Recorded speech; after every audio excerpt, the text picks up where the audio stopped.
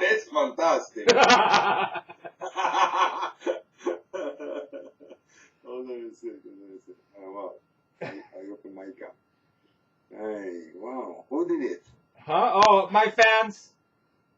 Oh, your friends, right? Fantastic. Yeah, I got a lot of people give me things from all over the world. Really? Yeah. That's nice. That's nice that people give you things. That's a very interesting thing. Yeah, they gave me a bunch of these, a lot of rainbow clothes, this thing. Nice. Yeah, I get wind chimes, I've got stained glass, and I got a lot of money from big companies. Exactly. What I've seen is you have got money from also from Vodafone. Oh yeah, they sent me over there to do a commercial. I got to take my girlfriend, and they treated me first class the whole way. It was amazing. I would like. Okay, I tell you one thing. I mean, the whole interview. I mean, the whole conversation we are having now is about you telling stories. Yeah. Okay. Okay. My interest is in stories in general. You know how you are a storyteller. Yeah. Well, I think that what I'm doing is I'm just documenting my life. I make videos for a lot of reasons, but I think one of the ways I started was because my life was too amazing, and I would tell people stories from my life, and they didn't believe them. And when I was listening to myself, I said, that doesn't sound believable. So I wanted to have proof, because I have all these amazing stories from my life. They're all true, but if I don't have the video to back them up, it could be not believed. So you opened a channel, a YouTube channel when? In 2007.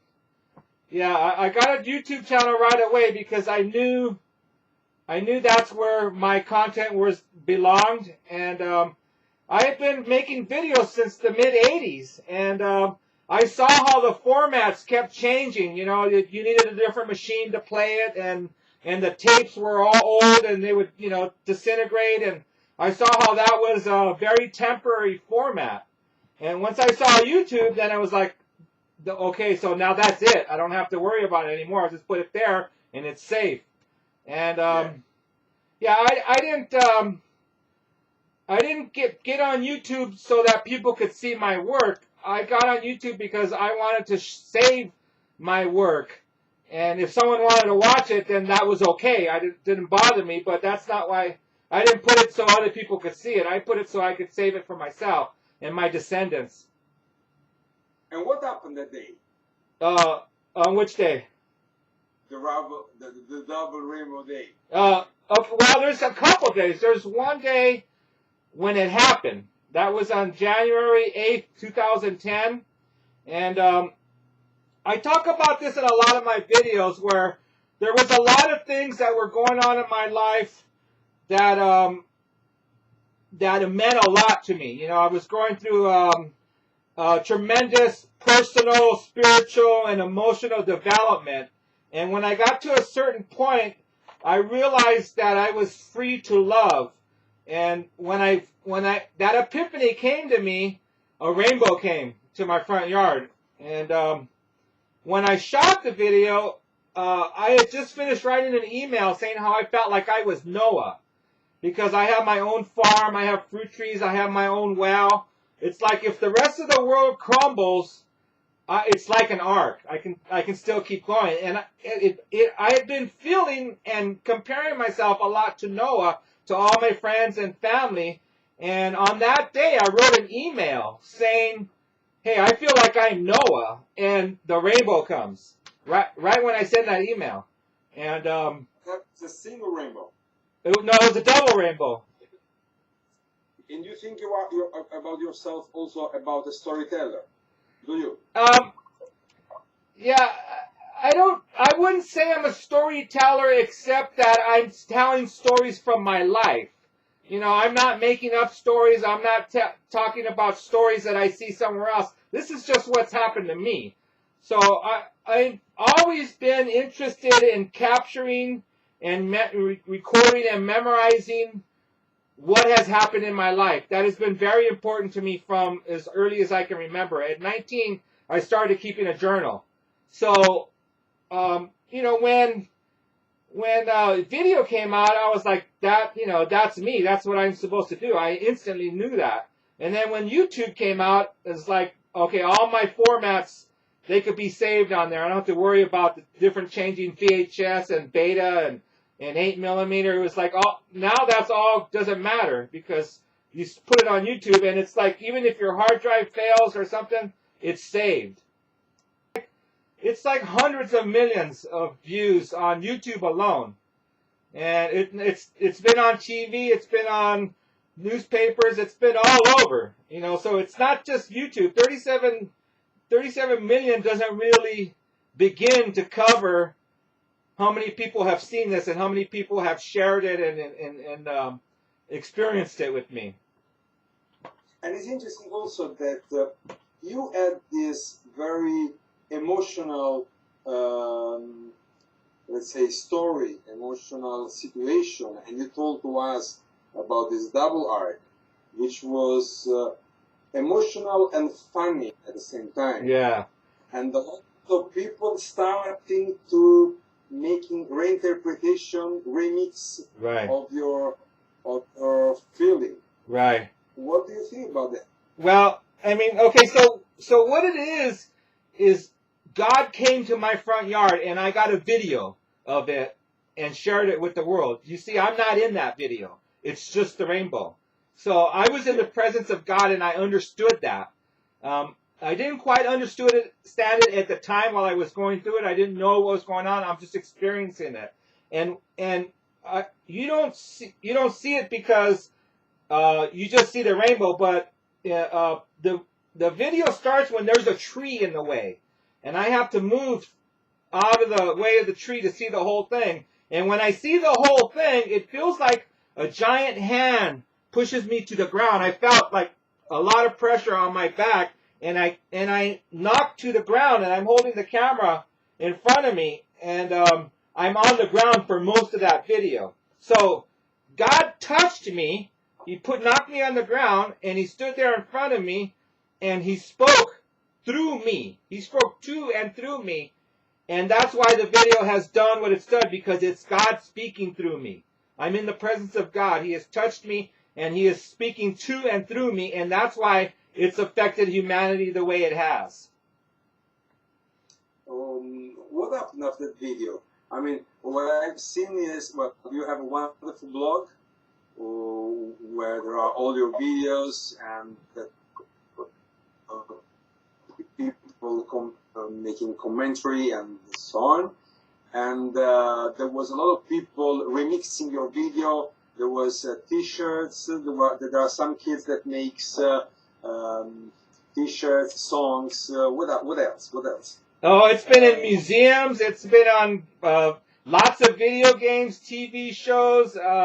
It's everywhere. It's in every form of mass communication and art and media. It's affected humanity on a global scale. That's for sure.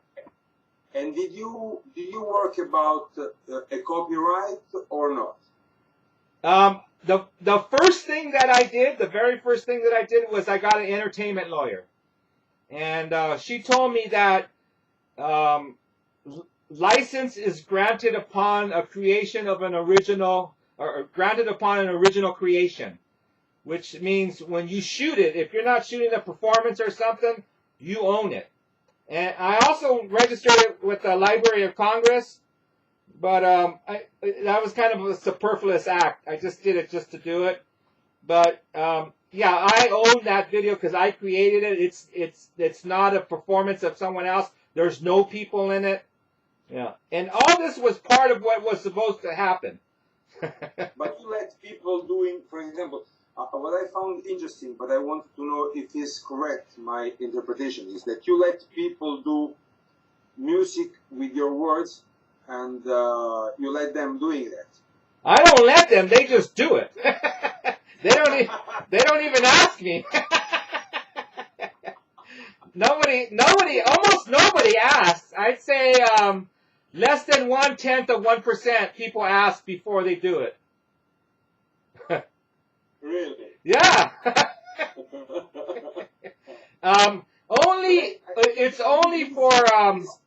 It's only for like TV and movies. Like my video is gonna be in a big movie coming out in 2 weeks. Stuff like that, legally they have to acquire a release. So for the things that legally have to have releases, then they have to ask me first. And sometimes I charge money, sometimes I give it for free, depending on the situation. I have complete control over it, though. If it's being used, almost complete control. If it's being used someplace I don't like, there's a few places where it's being used that I don't like, that I can't take it down, but I would like to. If I had money, I would. But there's been many instances where people or corporations wanted to use it, and I said no, it's not to be used that way. And also, the first thing that came was YouTube asked me if I wanted to put ads on it, and I told them no. There's never going to be any ads on that video, at least not on YouTube. So that's really that's very interesting that you say no to YouTube to put advertising. But that's because it's God. You can't put an ad on God. That would have never came to me if I was someone who would do that. Oh wow, interesting. Right? You can't put ad on God. Yes. If I was someone who would do that, this would have never happened. I see. So also, God spoke to me and told me not to do that my needs would be met other ways, and I've made 5 to 10 times what I would have made on the ads. What I would like to do is I'm writing some things about you, and I'm writing some things about Double Rainbow, and also about the remix of Double Rainbow. Yeah. So I would like to, while I'm writing it, I would like to talk about your experience of YouTube. Yeah. How YouTube helped you to reach a lot of people. Yeah. And also the fact that at the same time YouTube give the freedom to other people to remix your content. Yeah.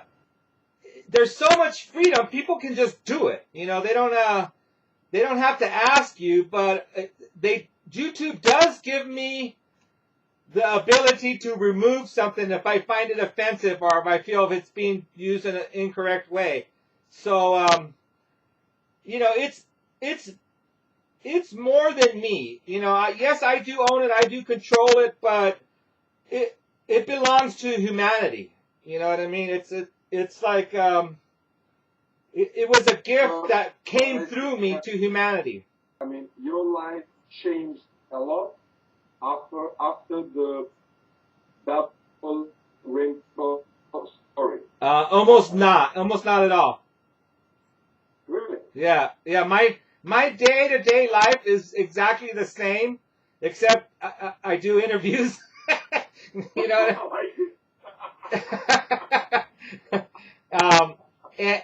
When I go places, it's well,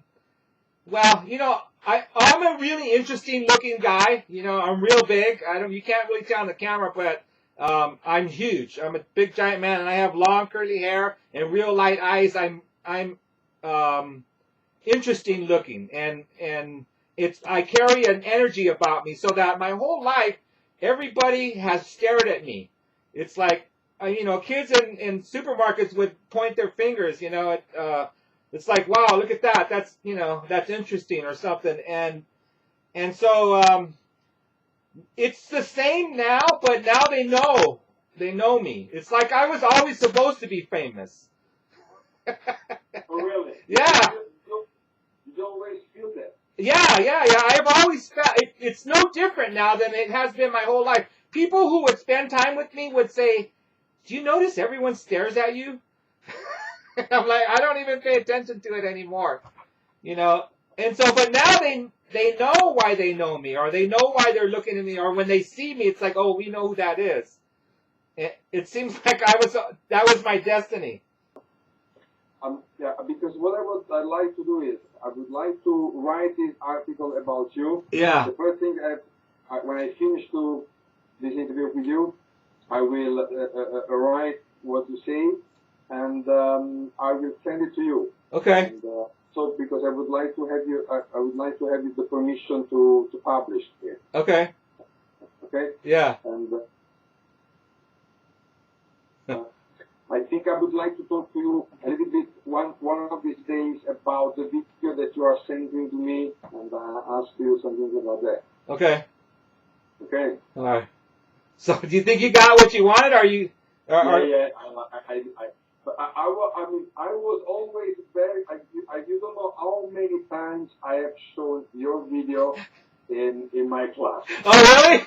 Okay. So tell me about your class. Tell me where you teach, who you teach, all that. Okay, I teach digital storytelling. Means I teach how to create stories like yours. In university. In university. In what country? Italy. In Italy.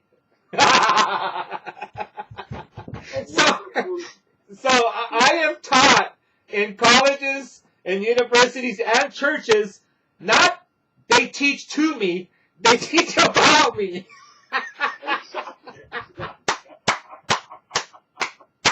Why? What does that mean?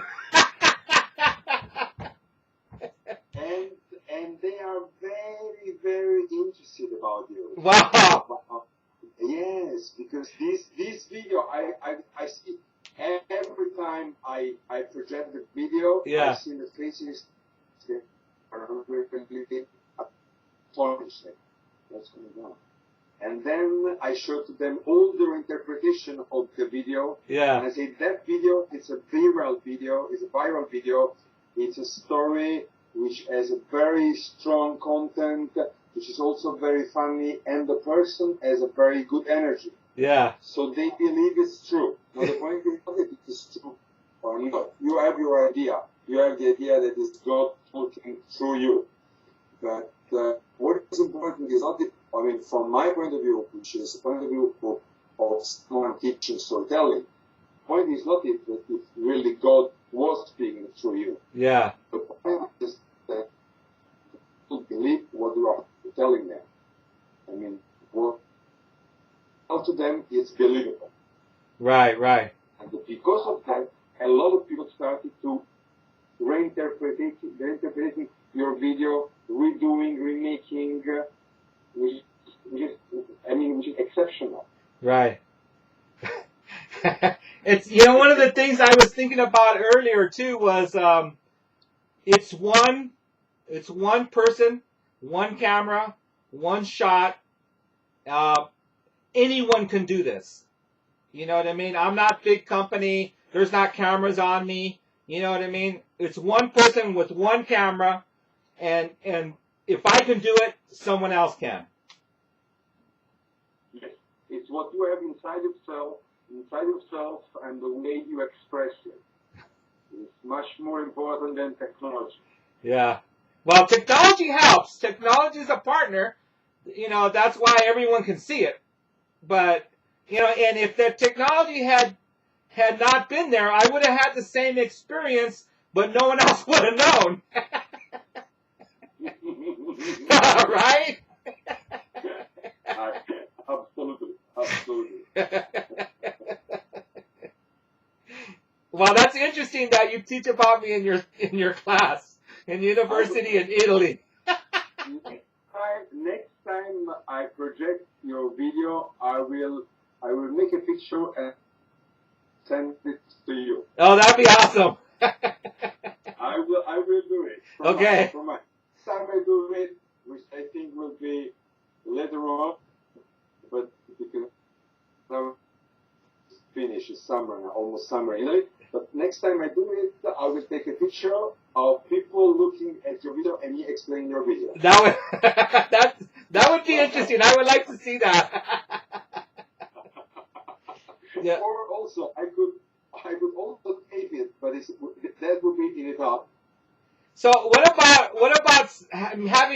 Skype to the class, and they can ask me questions. That would be interesting. I mean, we could do it through Skype, or the best would be we'll have you here. Oh, well, I wouldn't say no to that.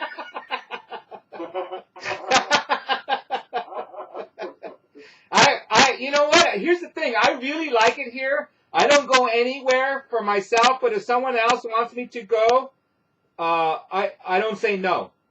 The only thing I say is I can't, and it has to be true, because I am a servant of my fellow man.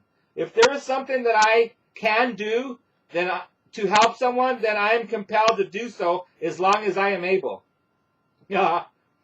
One day maybe I can find a situation where I can invite you to a festival of storytelling, and oh, I would love that.